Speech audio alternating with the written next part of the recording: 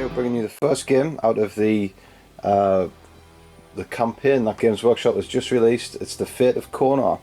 So it's been teased for a while and now it's here. So the mission just got released a couple of days ago and it's on the planet Astarmis. So it was mentioned in the background of this planet there's two named places. So one of them was the Saviour's Landing.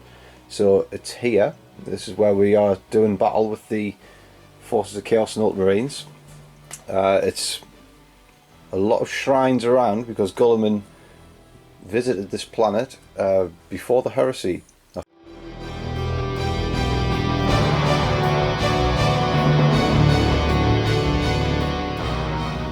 It's 2,000 points of World Eaters, so this is the force that we're using for this Vanguard strike on this campaign. These are going to be the first ones into the breach. Who else would it be?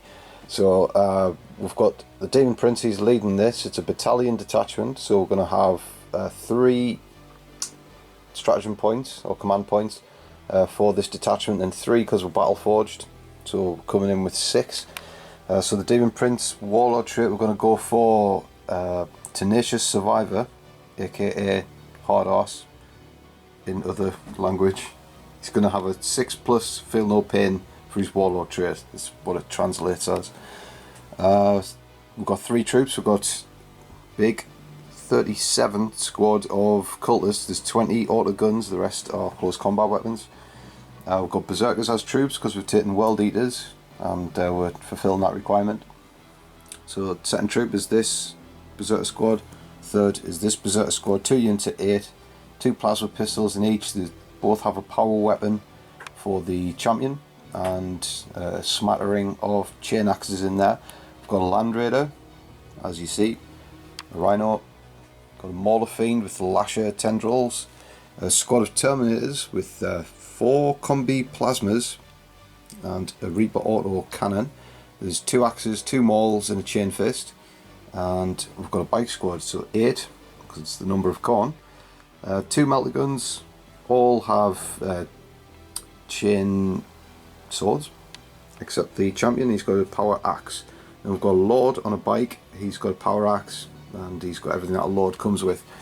So the Demon Prince, he's got 2 sets of malefic talons and obviously the wings, so he'll be flying around, and that's pretty. It looks like a small force, but because it's not a match play game, it's actually a narrative play. We can summon demonic reinforcement, so perhaps we'll do that in the game. This represents part of the Ultramarines defence force at Astarmis. It's led by Captain Fabian. He has the grav gun and a relic blade. And next to him we have Chaplain Varus, and we have another special character, Sergeant Tullian. For troops we have 10 units of scouts, 5 sniper rifles and a missile launcher. A third squad with the sergeant with a combi grav and a power fist, and there's a missile launcher in there. Second squad, the sergeant has power sword, there's a flamer in there and a missile launcher.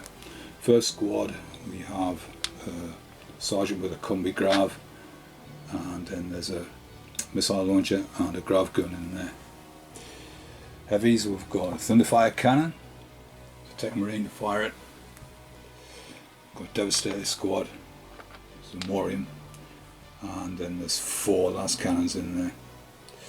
Then we've got a Whirlwind with Castellan rocket launcher, and above we've got a Razorback transport, and we have we have 6 elites here. So these guys would represent the veteran squad, the bodyguard company veterans for Varus, and then these would represent the bodyguard veteran squad for Fabian. So then we have, well, in there there's a lightning claws, and you've got a flamer. Same deal here. I think this guy's got a power fist difference. And we've got a company champion. He's got a storm shield, combat shield rather. And we've got a company ancient. It's got power fist. Got an apothecary.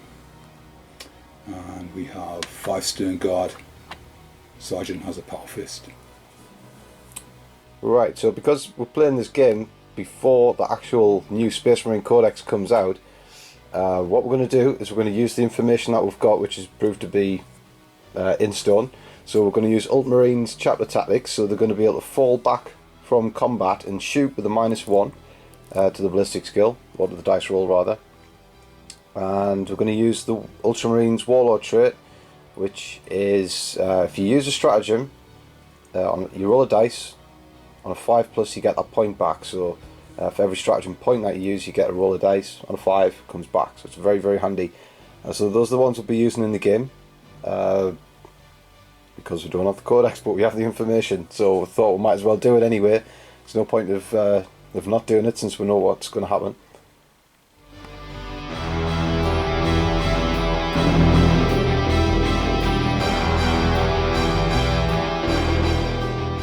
So this is the first mission that they've released. It's a narrative mission, so there's a lot of custom mission stipulations going on here. So what it is the World Eaters, they're coming to town, and the Ultramarines get to set up all the way up to halfway in the board, so 24 inches, but they've chosen to deploy right back.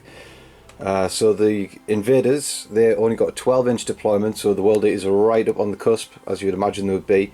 Ultramarines have taken a step back, so Ultramarines got quite a large force, so they've finished setting up last, so they've got a lot of things in the right position, ready to fire. So we've got the last cannons down here, got good targets, ready to go. Thunderfire cannon with the veterans, we've got a command squad here, the banner, an ancient, the apothecary and champion, and the warlord himself down there, Mr. Mikhail Fabian. We've got the scout Telian in the bastion with a good field of fire, we've got the support vehicles taking cover, and then right over here we've got a chaplain and a unit of marines, and then another command squad over here. So the World Eaters, we've got berserkers in the Rhino, we've got more berserkers in the Land Raider, and the big posse of cultists in the centre. We've got the bikes and the bike lord with them, and the Mauler Fiend is ready to march on out, and the Terminators, they're in deep strike, or what would be deep strike. And the mission, it does use reserves, so these Terminators can't just automatically come in. You've got to roll on a 3+ at the start of your second turn. They come in, just basically the old rules for reserves. And the stipulations to win this game is the World Eaters have to get in that deployment zone. Every unit that they get in the deployment zone at the end of the game is a victory point. Ultramarines, it's basically kill points for them. Every unit they destroy is a point. So it's a battle of survival, but the World Eaters have got to take it to the Ultramarines just to survive and linger in their deployment zone by the time the game ends. So we'll see what develops. Okay, so if you want to actually see the mission, I'll put a link in the description. So if you follow that link, you'll also see 2 stratagems that are exclusive to this mission, and both sides can play. So there's one for the attacker and one for the defender. Of course, I don't need to tell you who's the attacker and defender here. So just have a look at that link if you want to see the whole ins and outs of this mission. Right, so World Eaters should be going first, unless the Ultramarines can do that all-important 6 and steal the initiative. It'll be a good start if they do. It's a 4, no dice. Right, so the World Eaters will go first.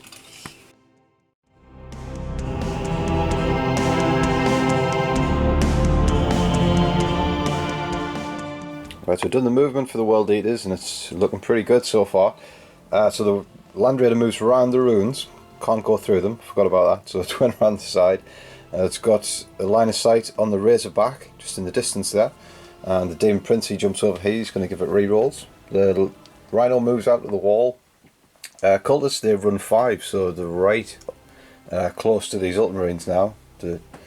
But the most impressive manoeuvre was from the bikes. They go automatically flat out 6 inches, so it's a whopping 20 inches in total. And in this mission, you can play a stratagem where you can, as the attacker, you can charge after you advance. So I think that's what we're going to do with the bikes.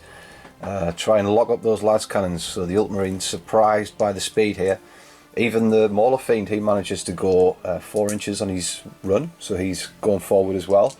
But what we're going to do is, because it's a narrative game, we don't actually have to bank points to summon demons. So what we're going to do is we're going to have this character, he's going to try and summon some demons. So what we do is we roll 3 dice, and that's the power level that you can summon.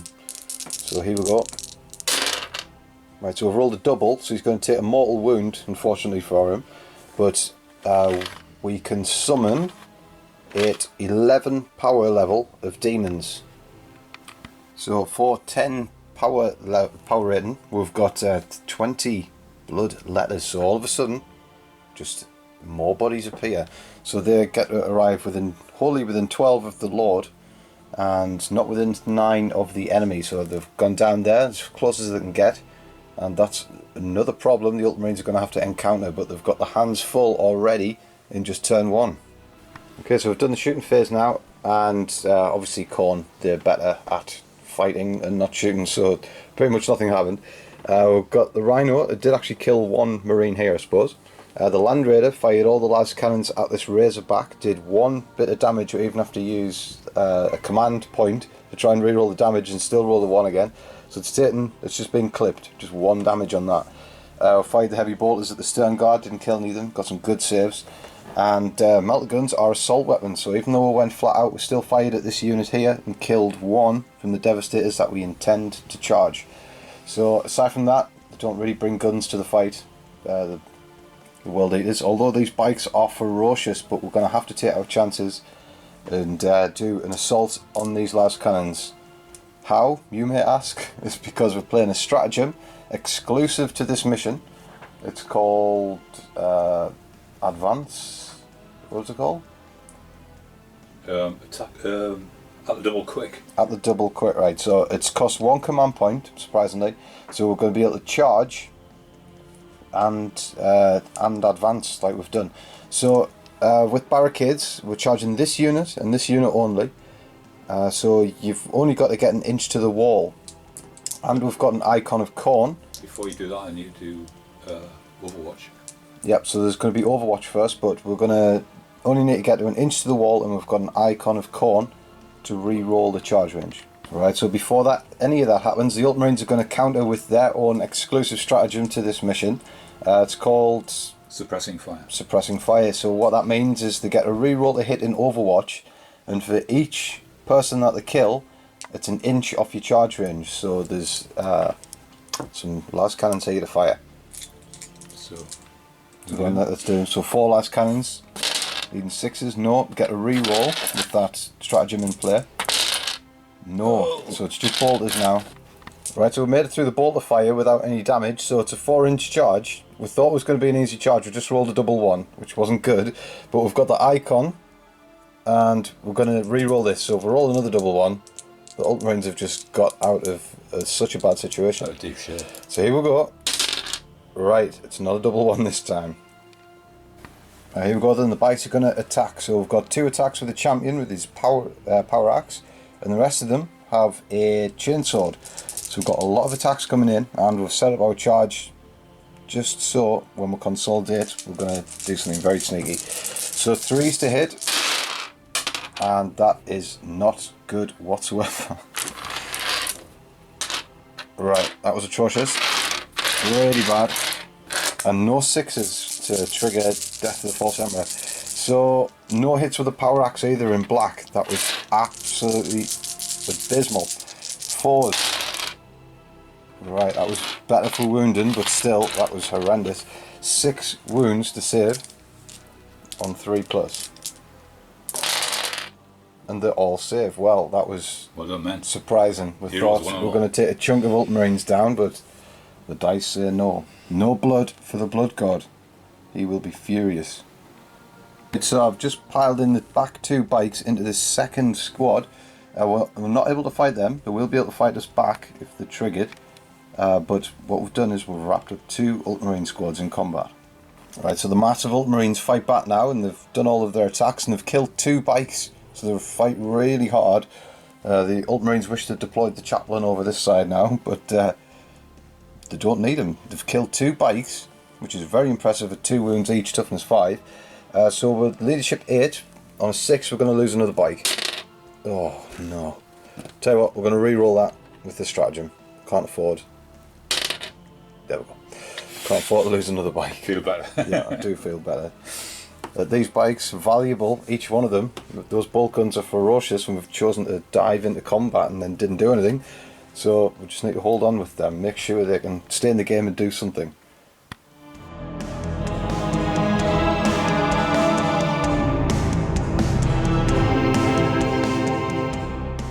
Right, here we are, Ultramarines turn 1, and the chaplain will start off here. He orders his men to go to the left because they've grossly underestimated where the attack was coming from. Yeah, just to the left. So here they come. We're going to try and get into the fray here. And the Razorback, he's bailing. He's going this way because of past hang-ups of exploding vehicles. He does not want vehicles exploding in the middle of all Fabian this. said, "Sod off over there. We can't have you exploding in our midst." There's so many characters in there. Don't want to take any mortal wounds. So he's gone off that way. He's going to try and fire at something as he's going away. So the Ultramarines, like I said at the start, we don't actually have the Ultramarines Codex yet, but we know what they do, the fundamental things that they do. So they drop back, they can still fire because they've got Ultramarines chatter tactics. It's at a -1, so all these bolt guns are hitting on 4s, and the heavy weapons that moved are going to be hitting on 5s, so they've still got some firepower and tricks up their sleeve. So these bikes are going to be looking at a hard time here. So lots of shots coming around. Stern Guard and this unit just stay still. Staying still. Still. Yeah. So here we go then.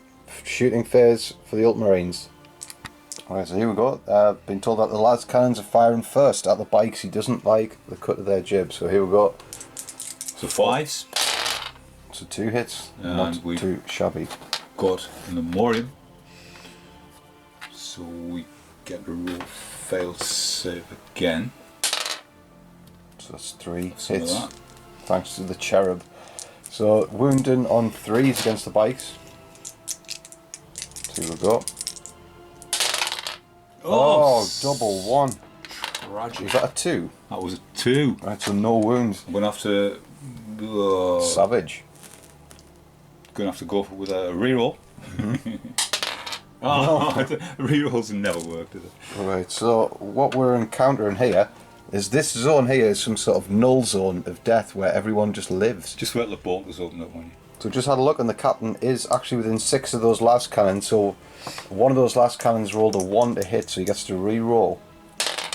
And it still was a 1. So We just don't want to hit anything. we're in the null zone of death, where life flourishes. Right, so we've had every single bolt gun, every single special weapon, all the way around this frontage here, and only a single wound on the bike. So this zone here of life just continues to benefit both sides. It's more in favour of Konor at the moment rather than the Ultramarines. So now it is on to the Stern Guard. It's the final hope for the Ultramarines. Long range weapons. To take down some bikes. So there's firing the special ammunition. It's basically a bolt gun with a -2 AP. So these are within range of the captain, so they get to reroll 1s. I'm gonna use a combi there. And he has just got a bolt gun, so a combi. So Yeah, right. so here we go. 10 Stern Guard special ammunition shots. So rerolling 1s, only 1 to reroll. Okay.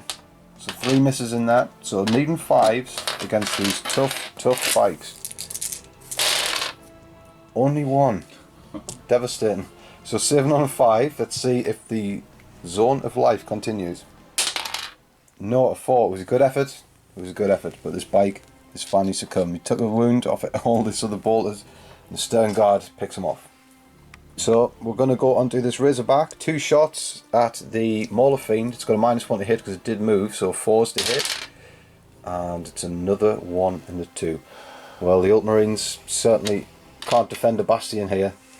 Gonna have to get on the blow out where the Imperial Fists if they want to hold this line. Defective ammunition, I'm pretty sure of that. Sabotage, Alpha Legion, just filling the guns full of, well, giving them potato guns, that's what they've given them. Right, so we've had just about everything at the bikes now. The Stern Guards, obviously we saw what happened there. And the scouts, they did the best out of everyone. Anyone who could shoot shot at the bikes and killed a couple more. So we're down to 3 bikes now. We've lost 3 this turn, so we might lose more on a morale test. These guys shot in as well, and the bikes hold on. And the sentry guns fire, so these actually did better than the Ultramarines. So this shot at the nearest target, which is the Rhino, put a wound on it. The bolt guns on the Bastion, the heavy bolters rather, they shot at the bloodletters. So did the artillery pieces, but we've only lost 5 demons in total. Might lose more on the morale test, but phenomenal demon saves on invulnerable 5s. They've just took the wind out the sails of the Ultramarines artillery. But now we've got a showdown here. We've got Tellian with his quietest bolter. Built to his friends. Yeah, he's going to have a shot at the Demon Prince. He can pick him out even though he's a character. So he's got 2 shots. He's hitting on 2s. So he's hit twice. Good start. Yeah, he's wounded on 5s now. That's a pretty hefty gun, this. That again. So he gets 1. Right, so it's AP -1. So we're saving on a 4. No, but it's D3 damage. Big 6. So just 1 damage, but our Warlord trait is Indomitable Bodge. So he gets to try and... Don't bodge it. He's going to try and ignore that in a 6. Oh my. Khorne favours us today indeed. Right, moving into charges now. So the Champion and the Ancient have charged in. The Champion charged first. Dodged all of the Overwatch, the 2 melter guns and the bolters. He gets in there. And the Ancient goes in after him, so there's a lot of powerful attacks here. He's got a power sword, and the Ancient's got a power fist, so this is looking nasty for the bikes.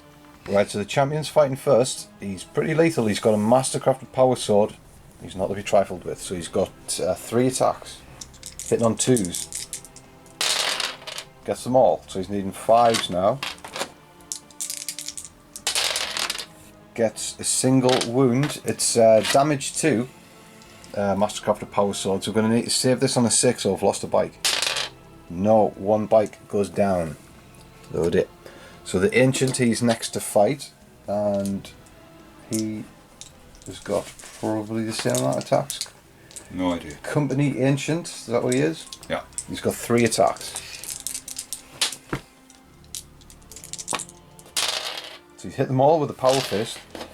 Okay, so wounding on 3s. And 2 wounds, so this could be the end of the bikes. 7 on 6s. No, both go through. So D3 damage each. So first one is 2, second one is 1. So 1 bike hangs on, and we're going to make it the power axe. So that's all of the fighters. So the Khorne Lord on a bike. He's not a Lord, he's just a Champion. He might be a Lord if he kills this Champion guy. So I'll tell you what, we'll... Hang on a second, Ben. I think I'll re-roll that one because I haven't rolled any in the hand-to-hand combat.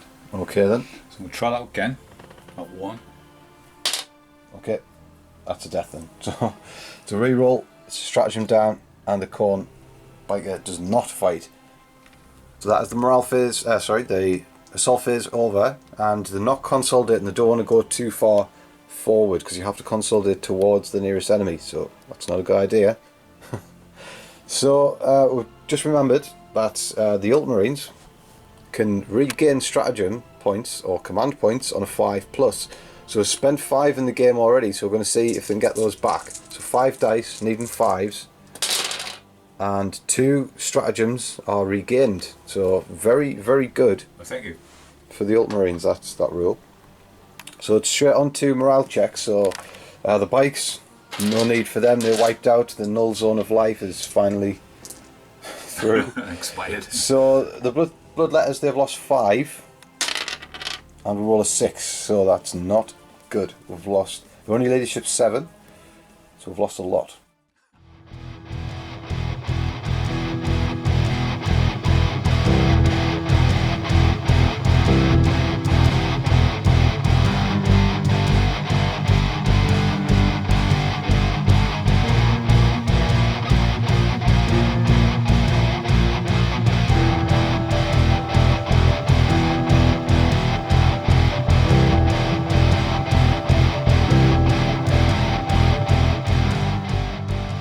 red tide continues to flood forward. So the berserkers get out of the rhino. They've moved. The rhino has gone alongside them now, so we're going to lead the vanguard attack on these lines now. The bikes have been dispatched, but they've cleared the way, or they've taken the brunt of the gunfire to now let the whole force through. So the Demon Prince jumps forward. He's going to give everyone reroll ones, and the Land Raider still got another squad of berserkers in there, is just lurking, ready to spill those berserkers forward in time. Berserker lurker. Those the Maul Fiend, he's going for the Ancient. He's going to hunt the characters down.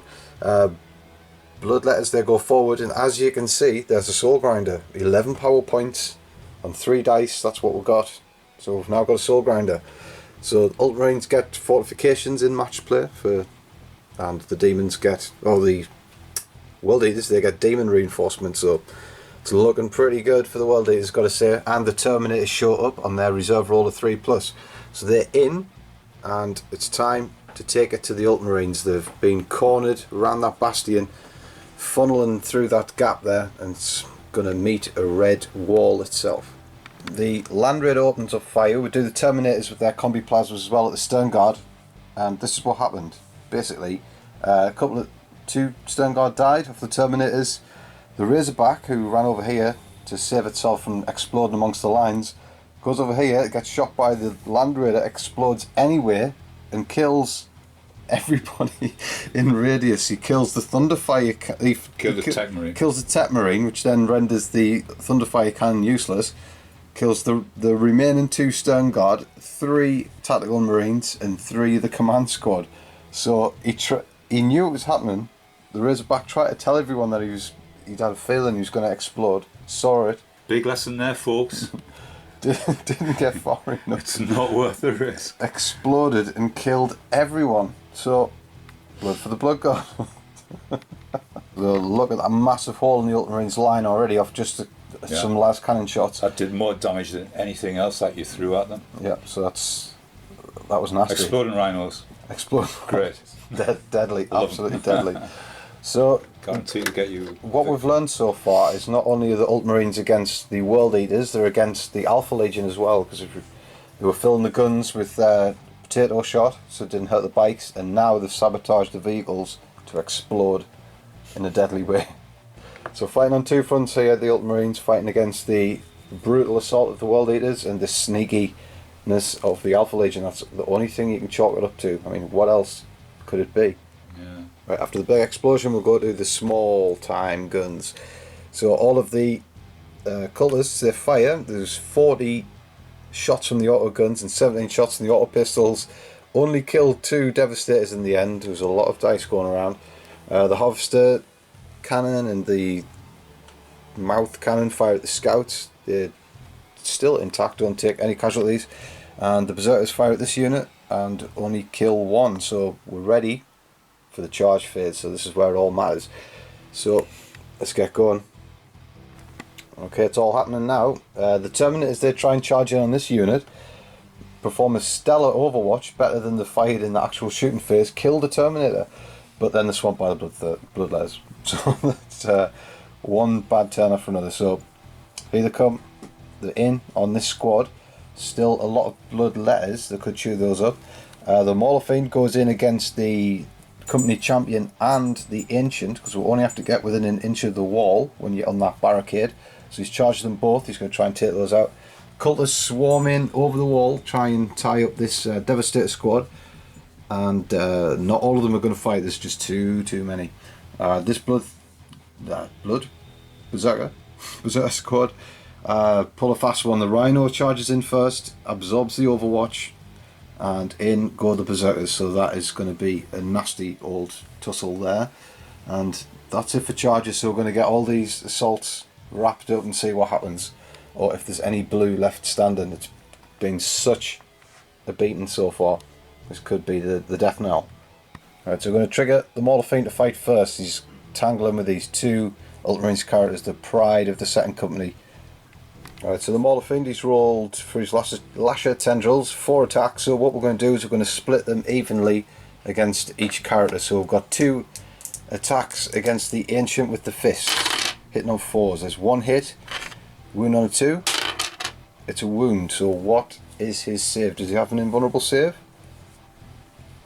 at all? Because it's AP -3. This is on the Ancient. On the Ancient, yeah.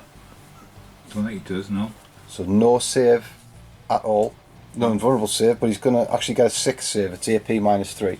So you need a 6 to save him, or he's going to take 3 damage. Okay. He deals in miracles. There you go. He does. Wow. Right, so saves those. Lash of Tendrils, 2 attacks coming his way, hitting on 4s. We've missed. Right, so the Ancient makes it through. Let's see about the Champion then. 2 fists. Both hit. And wounded on 2s. 2 wounds. He's going to have to save on a double 6. Combat shield. Combat shield 5s then, invulnerable 5s. He makes 1, fails another, has 3 wounds. How many wounds has he got? The company champion. Well, we'll do the Lash of Tendrils, see if we can just get him out there. We've missed with the Lash of Tendrils. Right, so he's got 5 wounds. He's got 5 wounds, right? So he's wait a hanging, minute, that's on a bike. He's got 4 wounds. he's hanging on with 1 last wound. The Mauler Fiend didn't kill the heart of the Ultramarines. Right, we've just done all the combats. There's far too many dice. And the Ultramarines are fighting incredibly hard. It's all down to this banner. Every time they die, they fight again on a 4+, and that's what's been happening. So, stratagems left, right, and centre. The Ultramarines do a counter stratagem and take down this Bloodletter squad before they're effective, but they still take some casualties, and the Bloodletters roll a 1 for their leadership, which means you get D6 back. Only rolled a 1, so the only get 1 back, but at least we didn't fail our morale. And the fight goes on, so they're fighting incredibly hard. We all saw what the Mauler Fiend didn't take out his man. If he did, this might have been a different situation altogether. The cultists, they took some stick and lost a few more cultists from the morale check. We only killed, I think, 1 Marine here, or 2. But it was a big wipeout for the Berserkers. They jump over the wall and just stamp on the Ultramarines' bodies. They're just all totally dead. Really handy work, the butcher's work from the Berserkers there. So that's the end of that turn. I thought it was going to be pretty much the end is nigh for the Ultramarines situation, but they've fought, and they've fought really hard. They're still hanging on, and they've got quite a bit of strength left in the middle there. So they've got a few characters to join the fight as well, and an apothecary to try and heal people. They're still very much active, and the Ultramarines have got 1 point for killing that bike squad. So as long as we can just keep units alive, the World Eaters should be able to see this game out, and the Ultramarines have just basically been on the defensive since that first turn bike charge.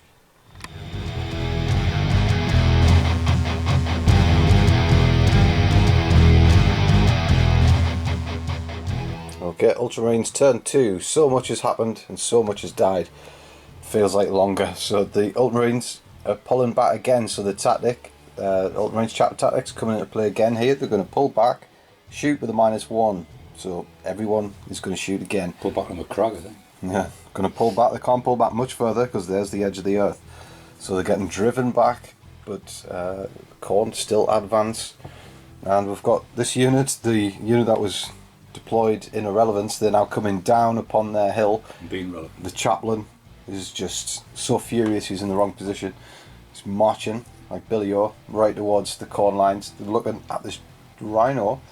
Got to remember, to win it, they've got to take kill points, so they've just got to kill units, and any unit will do to try and even the score here, because Khorne forces are in ascendancy. So it's shooting to do, and I think it's the las cannons that are going to take the reins here. So las cannons, is this Stepping up to the mark. Is this at the Mauler Fiend? Certainly, yeah. So 4 Right, las cannons. Yeah, 4 las cannons. Reinforced. They're needing 5s. 5s. Just moved to the las Heavy cannons. Well, that's pretty good. Well, that is Can't definitive. argue with that. Yeah, 4 las cannon hits. Okay, 3s. And 3 wounds, right, so we've got a demonic save of 5 here. This is punishing. No, there's going to be 3d6. This could explode and kill everyone.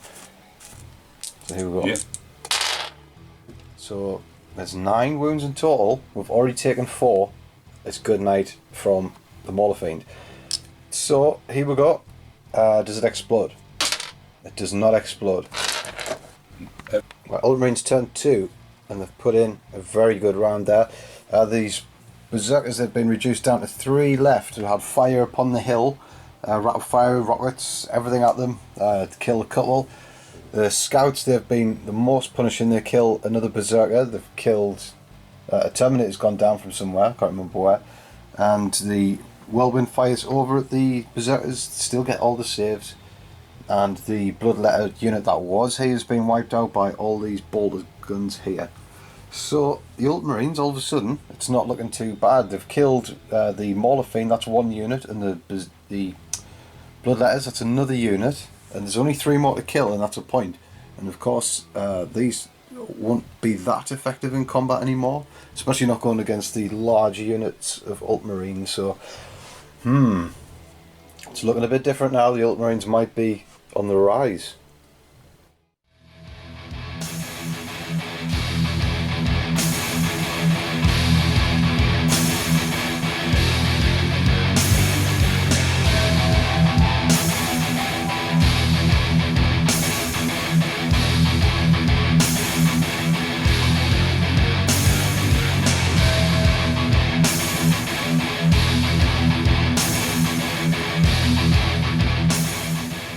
Right, World Eaters turn 3. I've opted not to summon any demons this time. I just don't feel like it will be in the face of the Ultramarines. It will just give them another window. So the Demon Prince has gone forward. He's already advanced. We'll probably do our stratagem again to advance and charge onto these Marines. Need to tear these to pieces. They've got 2 grav guns. Those can't be allowed to live. Rhino's going to make a nuisance of himself. The Berserkers are coming around the side here to try and combat this whirlwind. And the cultists, the charge of the cultists, there they come, flooding down this alley here, going to take on the bulk of the Ultramarines, of course with support of some of the nastiest vehicles known to man, but it's their show, it's their show to be made. We've got the Soul Grinder, he's moved forward, so he's going to be hitting a little bit less good, but we've got the Terminators and the Land Raider, going to get reroll 1s for this demon, this Chaos Lord on a bike. He's finally come up from the lines. He's going to offer his rerolls of 1 to whoever will listen, and I'm sure everyone is all ears. Right, we've done the shooting phase now, so overcharged plasma pistols, put 2 wounds on this whirlwind. The las cannons, everything here, overcharging Terminators. Take out the company champion, he's dead now. The cultists take away a lot of the las cannon Devastator squad. There's only 2 left now. 4 of them go down to the cultists, embarrassing. And the Land Raider does some wounds on these tacticals. So it's now on the charges. There's damage there, but it's significant for the cultists to have a good time here. So what we're going to do with the cultists, they're going to charge the 2 Devastators. We're going to charge the Banner Bearer as well, and this tactical unit, all at once.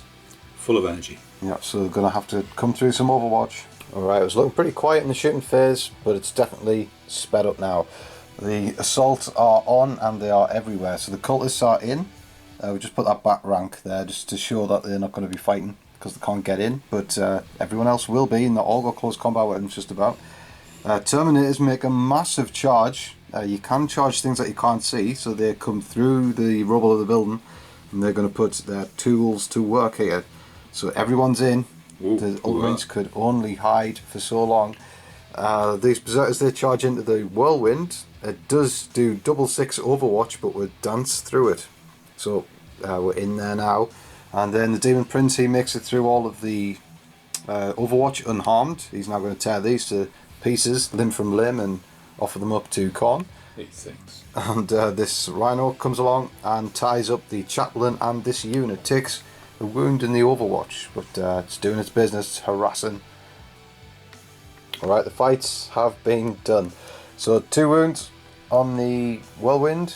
Over here the Demon Prince just absolutely tans this tactical squad. Yeah, really in the groove now. Yeah, 7 killed. You got a load of Death of the False Emperor rolls. Kill 7 and then 3 of them fail the morale check and run away.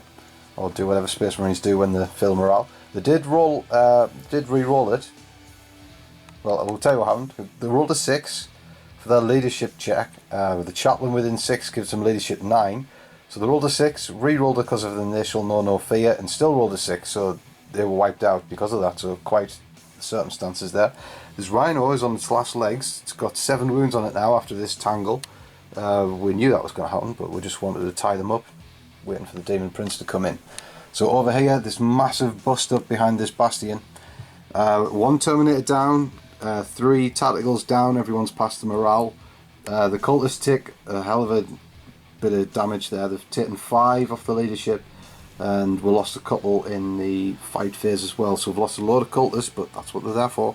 And we'll wipe out the Devastator squad, the last 2 tacticals that were standing there. So the World Eaters still pushing forward, still causing damage. The Ultramarines have lost a lot now behind this bastion, and there's still more to come for them. So no demons this turn summoned, but still did some damage. All the Ultramarines have got left now is this squad and the Chaplain. Tullian and the Scouts up top, they've been putting in some good work. And the trio of people here, the Captain and Apothecary might heal somebody in this tactical unit. So they're starting to lose squads fast, but they are still causing casualties. So I think they've killed about 3 World Eaters units. So we're going to see what they can do now.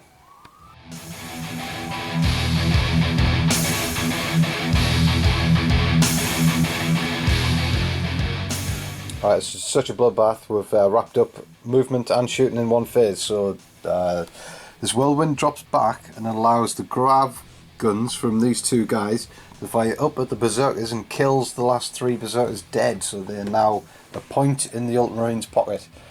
And we've got this Rhino comes under fire from the Scouts, do really well, and some crack grenades from this posse here. It's on its last wound now, and if that goes down, that's another point in the Ultramarines' pocket. So there's just fighting to do now with Bolter and Blade in this big old charges. Yeah, so here we go.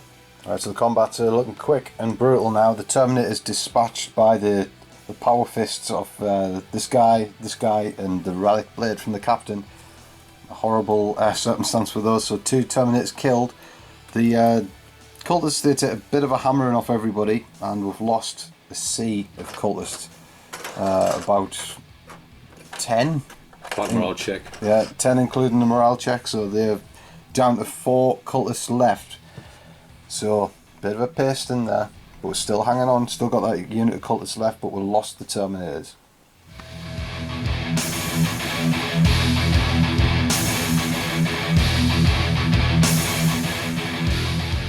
So just when it seems all okay for the Ultramarines, the skies darken again, and more demons come out, summoned by this guy in the bike. He's definitely in touch with his inner demon.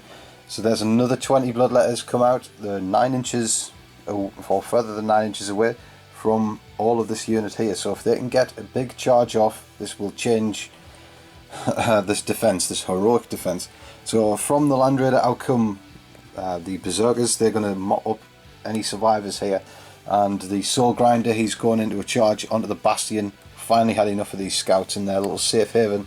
Couldn't touch them before, but now they will be worried about the approaching Soul Grinder. And then the Demon Prince, he jumps over here. He's going to dispatch everybody in his path, no doubt. Been minimal damage with the shooting. They must be saving themselves for the combat phase. But what we did do is the Soul Grinder found out the guy with the power fist that was standing here. He was phlegm cannoned right into dust. So he's phlegmy now on the floor. And a couple of pistols killed one here. Plasma pistols killed him. Land Raider doesn't damage this whirlwind at all, but puts 6 wounds on the Bastion. We're starting to chip away at the Bastion now. The Rhino snap fires just about, doesn't do anything. Even the Lord finally fires a shot in vain, but doesn't do anything. So now it is charges. We've done our guns, now it's time for the knives. Alright, so here we go. We've survived the Overwatch for the Bloodletters. We're going in, or we're going to try at least. So it's a 9-inch away you've got to be, so it's a 9-inch charge you've got to make, because you've got to end up within an inch of the enemy. We do have a banner, or is it the instrument? It's one of the two. Gives you a +1 to your charge range, so we're actually going to need an 8, which is the number of Khorne. And we get a 10, so we are in. Ultramarines, you can hear the knees knocking now. It looks like it's the end. So this might be the iconic shot of the battle. The captain swarmed by bloodletters, and not only that, berserkers as well, just demon kin in kind, helping each other. And the apothecary, he's reached by the berserkers as well. We're not attacking the whirlwind, but we're in there. We're going to take all the skulls we can. And the soul grinder, he's in on the bastion now. Survived the overwatch from the bastion. And the demon prince, he's going to take a prized skull. He sees the chaplain's skull helm and he thinks, That's a nice skull. yeah, I'll have that. Right, so we've done the combat phase and it was as brutal as you can expect. Total wipeout of all units that the berserkers charged. We've still got 9 wounds to put on the captain before he fights back, so we're going to do that in a second. The soul grinder, he does a lot of damage to the bastion, but does get a save, but it ends up with only 5 wounds left, so the masonry is starting to crack.